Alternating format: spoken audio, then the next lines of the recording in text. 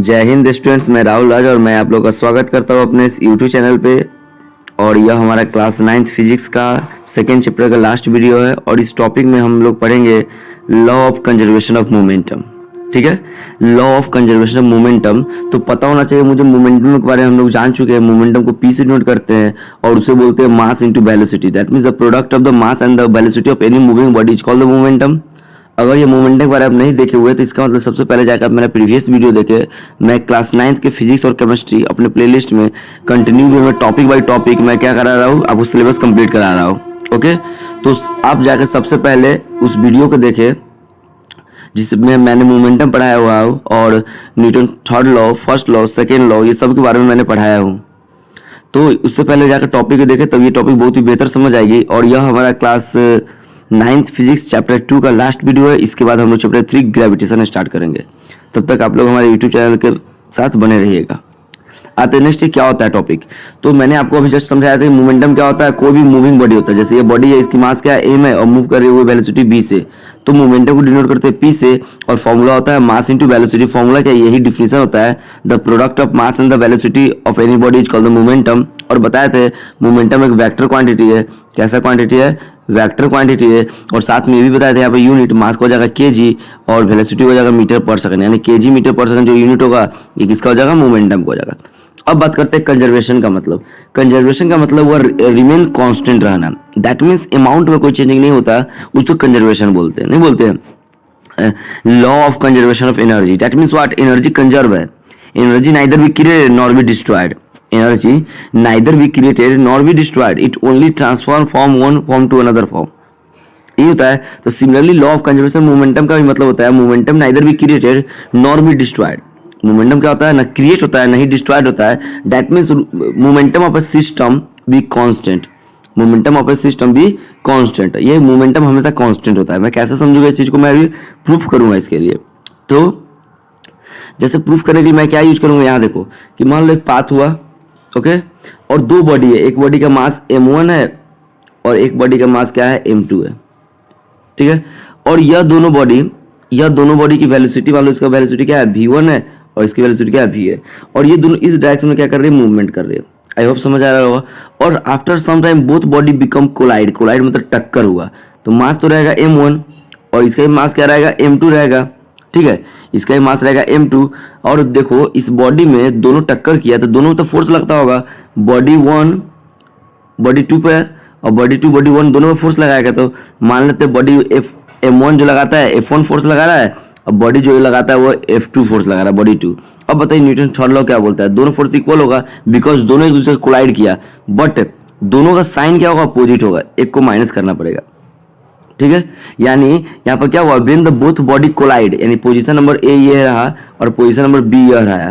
तो बॉडी यहाँ पर क्या कर रहा है, कोलिजन कर रहा है, टक्कर कर रहा है। तो then the first body apply the force on second body and also the second body apply the force first body according to Newton's third law.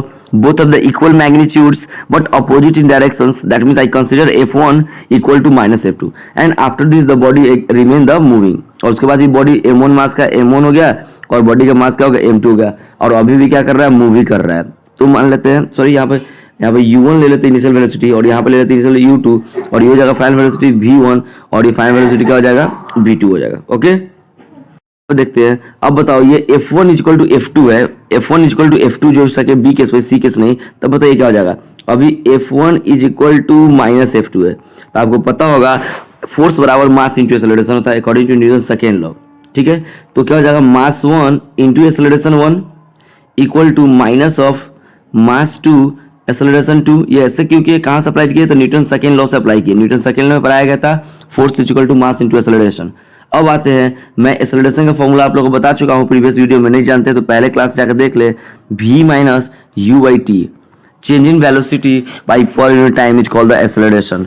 तो क्या हो जाएगा यहाँ पर, मास 1 और एक्सेलरेशन क्या कीजिएगा आप लोग, v1 minus u1 by two T कीजिएगा और माइनस ऑफ m2 और यहाँ भी हो जाएगा v2 minus u2 by T. क्यों, क्योंकि t कॉमन क्यों है, क्योंकि टी टाइम में दोनों कोलाइड कर रहा है।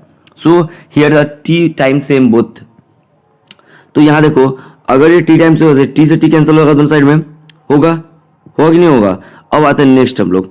अब देखो यहाँ पर क्या हो जाएगा, ये हो जाएगा m1 से v1 में मल्टीप्लाई हो जाएगा और m1 से u1 में मल्टीप्लाई हो जाएगा। सिमिलरली यहाँ माइनस के साथ माइनस m2 से v2 में मल्टीप्लाई हो जाएगा और माइनस m2 से यहाँ u2 में, तो u2 में हो जाएगा क्योंकि ऑलरेडी निगेटिव है, तो ये क्या बन जाएगा, पॉजिटिव बन जाएगा। मतलब नेक्स्ट क्या आने वाली है, ये देखो यहाँ पे आप लोग स्क्रीन शॉट करके लिख लेना। तो यहाँ देखो मैं मल्टीप्लाई कर रहा हूँ, क्या हो रहा है, m1 v1 minus m1 u1 equal to minus m2 v2 and plus m2 u2। Okay, अब मैं क्या कर रहा हूँ, u वाले टर्म को एक जगह कर दे रहा हूँ। देखो u वाला टर्म यहाँ है और u वाला टर्म यहाँ है, इसको इधर भेज दूंगा तो क्या हो जाएगा, देखो यहाँ पर m1 u1 पॉजिटिव हो जाएगा और m2 u2 ऑलरेडी पॉजिटिव था। चलो इधर देखते हैं, 2 है। अब इधर देखते हैं v वाले को, देखो m1 v1 यहाँ है और देखो ये m1 v1 ये निगेटिव है, तो इसको इधर सेंड कर देता हूँ। तो क्या हो जाएगा, m1 v1 plus m2 v2। अब बताइए ये m1 v1 क्या है, मास इंटू वेलोसिटी, और यहाँ भी मास इंटू वेलोसिटी, यहाँ भी mass into velocity, mass into velocity, mass, मतलब all are the momentum here, all are the momentum. But ये क्या है, momentum of final momentum of the first body m1 v1, देख लो v फाइनल वेलोसिटी तो final momentum हो जाएगा, और m2 v2 momentum of the second body final momentum. तो ये हो जाएगा initial momentum of the first body है, ये हो जाएगा initial momentum of second body. तो बताओ इनिशियल मोमेंटम का सम, देखो यहाँ पर इनिशियल मोमेंटम का look clearly, sum of the initial momentum here m1 u1 m2 u2 का सम, और ये क्या है, फाइनल मोमेंटम का सम क्या है, बराबर। यानी ये बॉडी पहले जो मोमेंटम था पूरा सिस्टम का, सिस्टम मतलब दोनों का, वह अभी कभी क्या है, बराबर, मतलब क्या हुआ, चेंज नहीं हुआ। तो यही मैंने प्रूफ भी कर दिया, लॉ ऑफ कंजर्वेशन मोमेंटम। लेकिन अब बोल सकते हैं आप कि momentum before the collision, momentum before the collision, collision से पहले का मोमेंटम, कोलिजन से बाद का मोमेंटम का क्या है, बराबर है। ओके, तो आई होप ये कैलकुलेशन आप समझे होंगे। अब आते हैं हम लोग लॉ ऑफ कंजर्वेशन मोमेंटम पे। क्या होता है, simply according to law of conservation of momentum, momentum neither be created nor be destroyed, यानी मोमेंटम ना क्रिएट होता है और ना ही डिस्ट्रॉय होता है। That means before the collision the momentum is the momentum before the collision is equal to the momentum after the collision. That means a system have a constant momentum before collision after collision.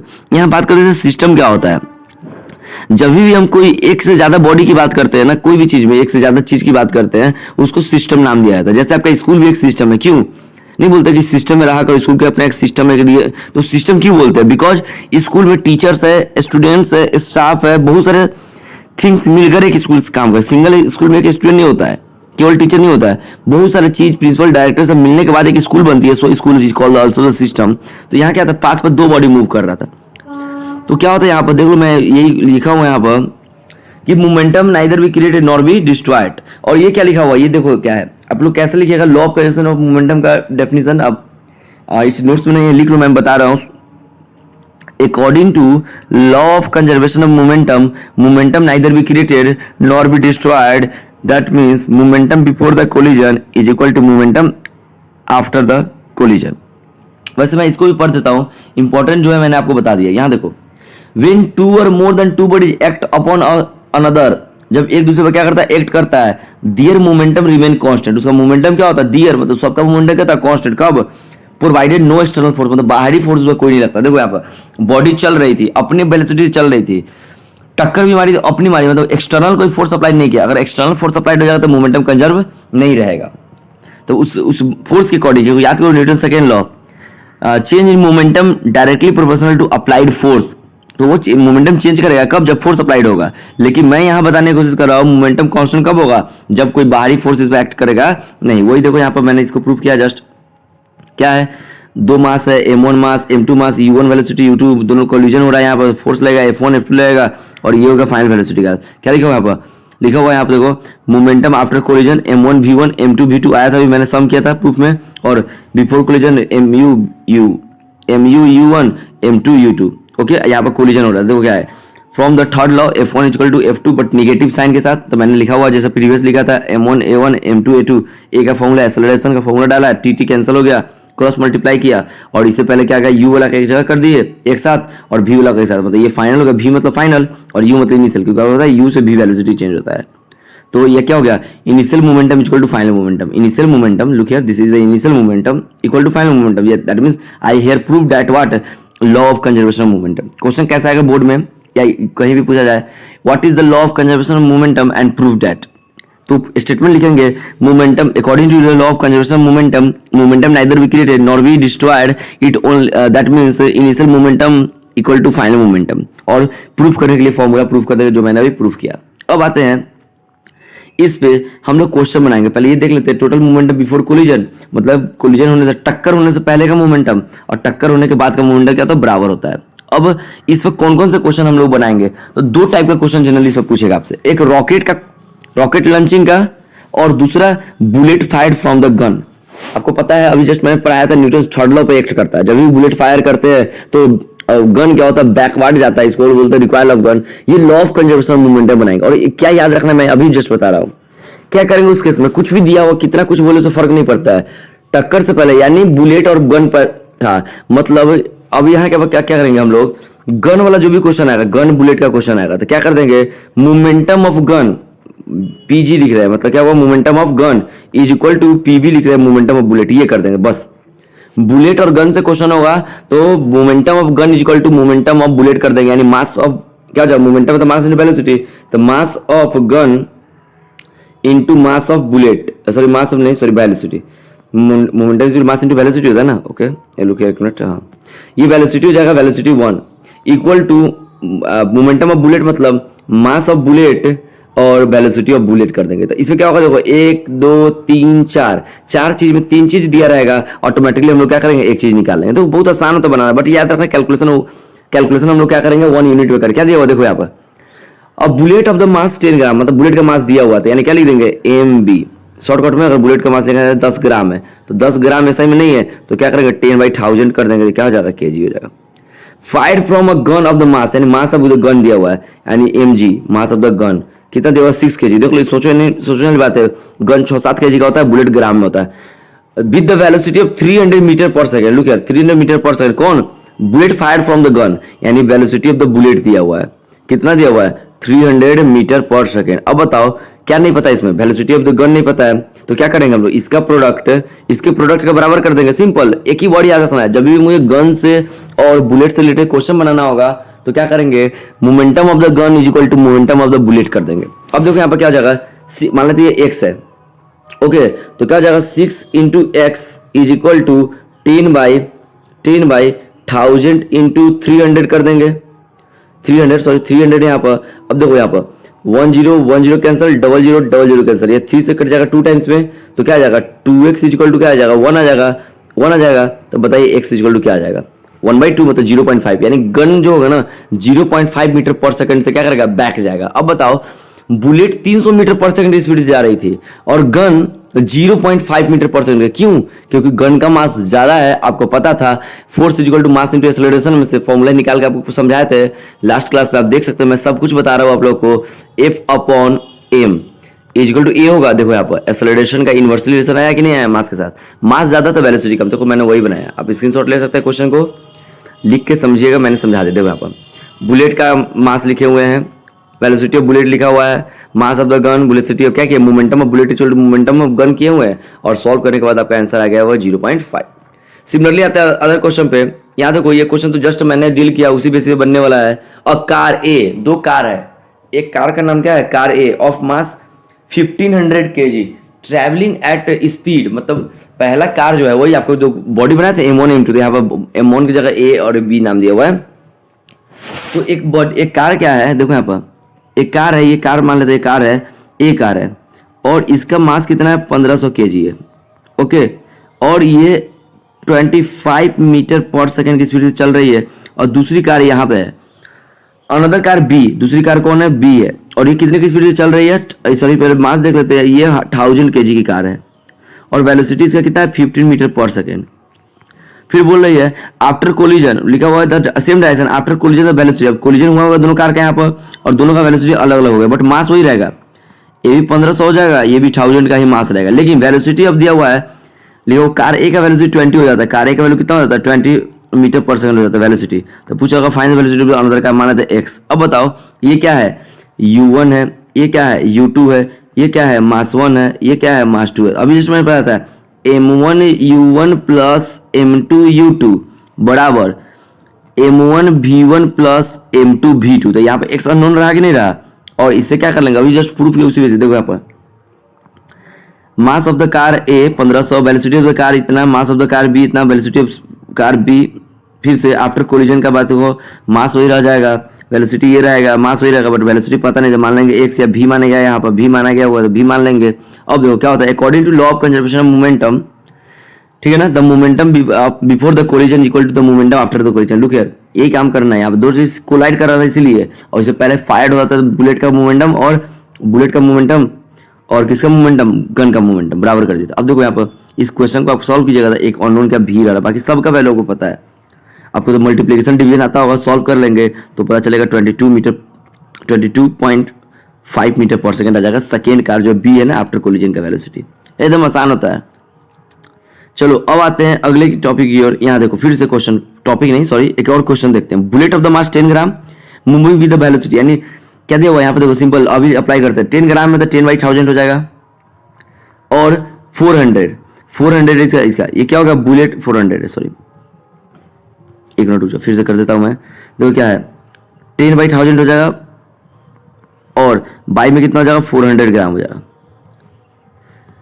400 velocity हो जाएगा। Gets embedded में होता है entry कर जाना, धस जाना, इन a freely suspended block. अब देखो लकड़ी का एक ब्लॉक लटका हुआ था और इस पर बुलेट फायर किए, ये बुलेट जाके इसमें अटक गया, इसमें जाकर अटक जाएगा ना, इम्बेडेड होगा, धस जाएगा। तब पूछ रहा है, अब बुलेट का मास दिया हुआ 900 ग्राम, बुलेट का इसका मास, सॉरी ब्लॉक का मास, वुडन ब्लॉक लकड़ी का जो ब्लॉक है उसका मास दिया हुआ 900 ग्राम, तो बोल रहा है find the velocity acquired by the. अब देखो अब लोग इसमें थोड़ा कंफ्यूजन है, अब बता दे क्या इसमें। अब ये बुलेट जो 10 ग्राम का था ये मूव करता है, इसमें एंट्री कर गया, तब पूरा सिस्टम का मास कितना होगा, 1000 ग्राम, क्योंकि 900 ग्राम क्या था, ब्लॉक का मास, और 10 ग्राम किसका मास है, मूविंग बुलेट का मास है। वो बुलेट होल करके पास नहीं कर रहा है, आफ्टर द एंट्री पास नहीं कर रहा है, वो बोल रहा है इमीडिएट, मतलब धस गया। तो बताओ टोटल मास क्या हो जाएगा, 1 kg, और वेलोसिटी मान लेते हैं x। अब आप सॉल्व कर सकते हैं इसको, देख लो 10 10 10 10 10 10 कैंसल, तो 1/4 आ जाएगा, x इक्वल टू, सॉरी 1/4 क्या हो, x इक्वल टू 4 आ जाएगा, तो यानी 4 मीटर पर सेकंड की स्पीड से। क्या था क्वेश्चन में समझा देता हूं, एक बुलेट मूविंग करते हुए इतना बायस है, इतना वेलोसिटी मूविंग करते हुए गेट इम्बेडेड मतलब धस जाता है, किसमें, एस फ्रीली सस्पेंडेड का मतलब क्या होता है, एकदम लटका हुआ फ्रीली सस्पेंडेड वुडन ब्लॉक, इसमें जाकर इम्बीड कर गया, ये बुलेट वाला धस गया इसमें जाकर, देखना ये बुलेट धस गया इसमें। अब बताओ पहले मास इसका था 900 ग्राम, अब 10 ग्राम, तो पूरा 1000 ग्राम हो जाएगा कि नहीं हो जाएगा, तो यही है देखो 10 ग्राम ये आपका बुलेट है। देखो यहाँ पर mass of the wooden block and plus bullet कितना होगा, ये देखो यहाँ पर,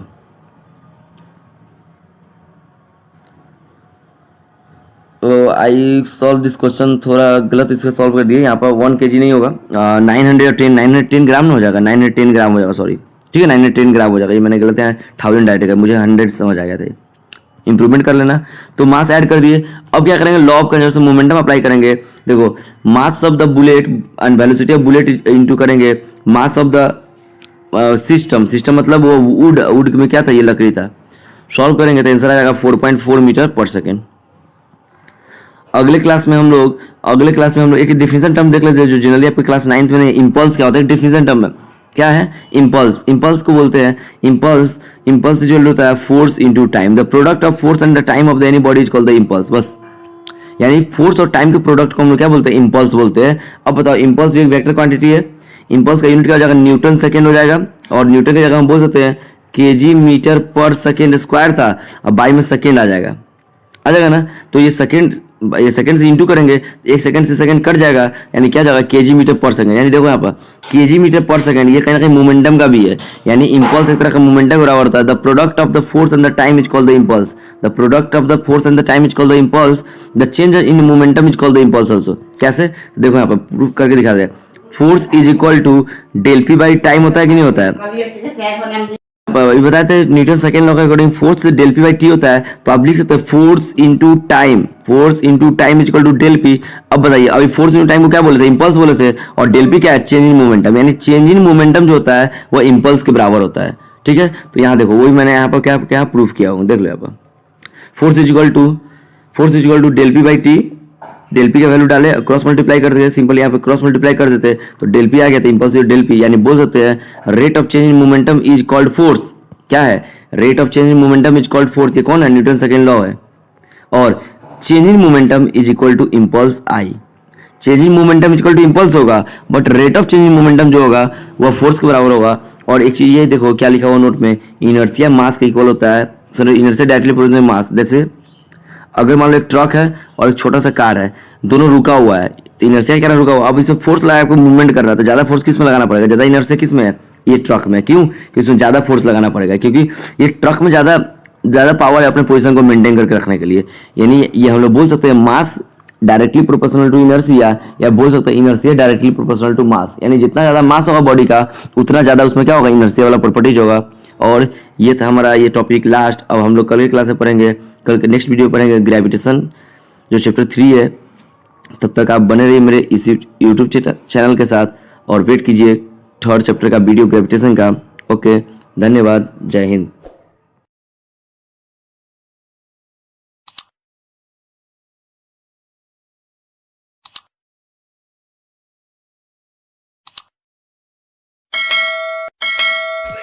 You me clear.